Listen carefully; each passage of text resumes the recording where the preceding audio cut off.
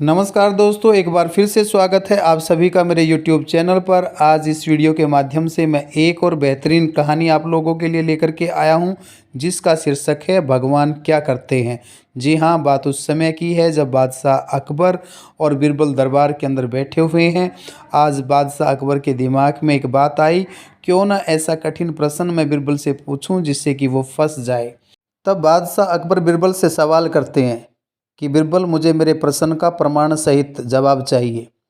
तो बीरबल कहता है कि हुजूर, आप आदेश कीजिए, आप प्रश्न तो कीजिए एक बार। तब बादशाह अकबर कहता है कि तू सारा दिन भगवान भगवान करता रहता है, मुझे प्रमाण सहित बताओ कि तुम्हारा भगवान क्या करता है। तो इतनी बात सुनकर के बीरबल मुस्कुराते हुए कहते हैं कि महाराज, ये तो बहुत साधारण सा प्रश्न है। इस प्रश्न का उत्तर तो मेरी 10 साल की छोटी सी बेटी दे सकती है। तो महाराज अकबर ने कहा कि कल को दरबार में अपनी बेटी को लेकर के आना, मैं उसी के श्रीमुख से इस सवाल का जवाब सुनना चाहूँगा। और जैसे ही दरबार ख़त्म होता है, उसके बाद बीरबल अपने घर की तरफ बढ़ता है और रास्ते में जाते जाते उसके दिमाग के अंदर दरबार की ये बात, बादशाह के इस सवाल दिमाग के अंदर चलता है।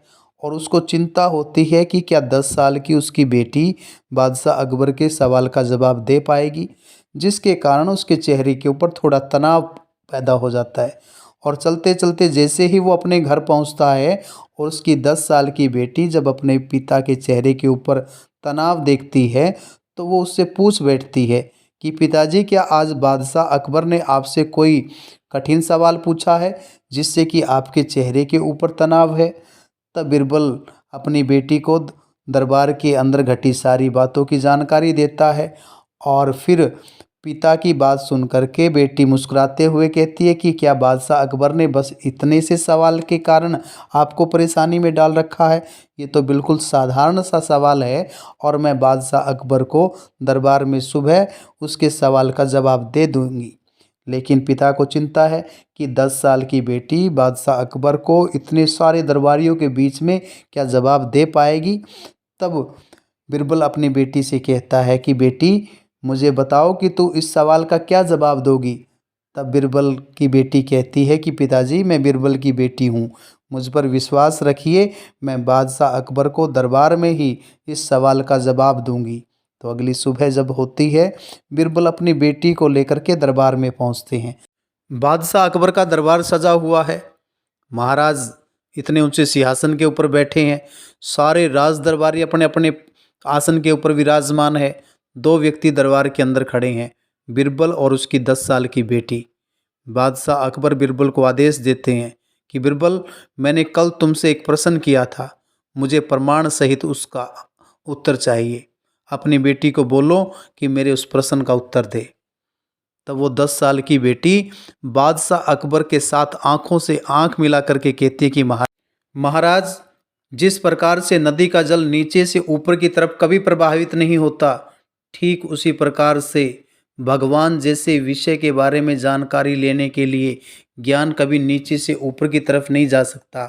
अगर आप भगवान के विषय में ये जानना चाहते हो कि भगवान क्या करता है, तो मैं प्रमाण सहित आपको तभी आपके प्रश्न का उत्तर दे पाऊंगी जब आप अपना सिंहासन छोड़ करके नीचे आएंगे और मैं ऊपर जा कर के फिर आपके प्रश्न का जवाब दूंगी।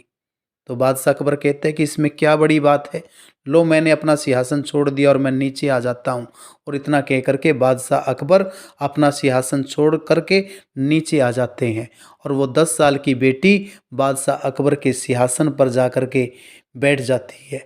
तब बादशाह अकबर पूछते हैं कि मेरे प्रश्न का जवाब दीजिए। तब वो 10 साल की बेटी कहती है कि आप प्रश्न पूछिए। तब बादशाह अकबर कहता है कि आपका भगवान क्या करता है। तब वो 10 साल की बेटी मुस्कुराते हुए कहती है कि मेरा भगवान यही करता है, वो ऊपर वाले को नीचे और नीचे वाले को ऊपर लेकर के जाता है। जिसके कर्म अच्छे होते हैं वो उसको ऊपर उठा लेता है और जिसके कर्म बुरे होते हैं उसको नीचे गिरा देता है। और इससे बढ़ कर के प्रमाण आपके लिए क्या हो सकता है कि उसका जब विषय शुरू हुआ और आपने भगवान के बारे में जानना चाहा, तो उसने मुझे यहाँ पर दरबार में बुला लिया और मुझे सिंहासन पर और आपको नीचे खड़ा कर दिया। मेरा परमात्मा यही करता है, मेरा भगवान यही करता है। जो अच्छे कर्म करता है उनको ऊंचाइयों तक लेकर के जाता है, और जो बुरे कर्म करता है उसको नीचे ला कर के खड़ा कर देता है। तो सारे दरबार के अंदर जितने दरबारी खड़े हुए थे, वो ज़ोर ज़ोर से तालियां बजा करके उस बच्ची का अभिनंदन और स्वागत करने लगे। तो इस कहानी से हमें शिक्षा मिलती है कि हमें जीवन के अंदर हमेशा अच्छे कर्म करने चाहिए, जिससे कि लोग हमें अपने पलकों पर उठा करके रखें और हमें ऐसा अवसर प्रदान करें कि हम लोग दूसरों के लिए आदर्श स्थापित हो सकें। तो आप लोगों ने मेरी इस वीडियो को देखा, सुना, और उम्मीद करता हूँ कि आपको मेरी ये वीडियो अच्छी लगी होगी। अगर आपको मेरी ये वीडियो अच्छी लगी हो तो इस वीडियो को लाइक करना, शेयर करना और मेरे चैनल को सब्सक्राइब करना। आपका बहुत बहुत धन्यवाद।